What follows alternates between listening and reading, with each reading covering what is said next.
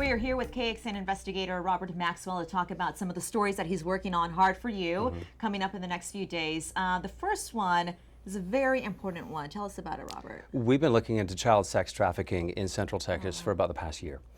And it took a long time to generate folks and sources who would talk to us about this.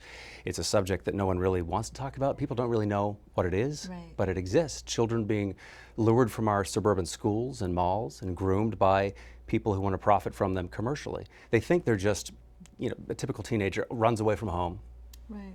And gets caught up with an adult who they think is cool, but unfortunately that adult too often, and right here in Austin, takes advantage of them, starts prostituting them.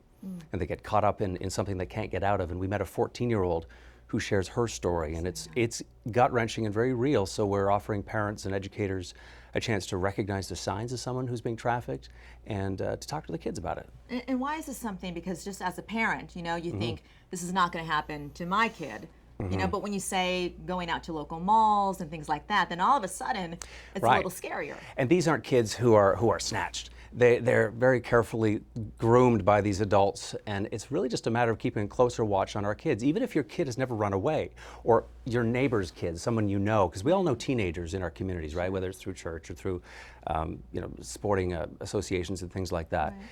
So it is happening, and they may not even show signs that they're being actively forced into a sexual relationship for commercial gain, but police tell us it's happening more and more. And it was astonishing to me that sometimes kids from Austin are taken to Dallas and Houston and San Antonio and to hotels and truck stops, and it's horrifying, but it is happening here more and more because the criminals are seeing profit in trading something that can be sold again and again. Sure. It's not like drugs. When you have a young woman who's 14 or 15, and so there's a lot that we can do as a community, and there are safe houses now that are popping up.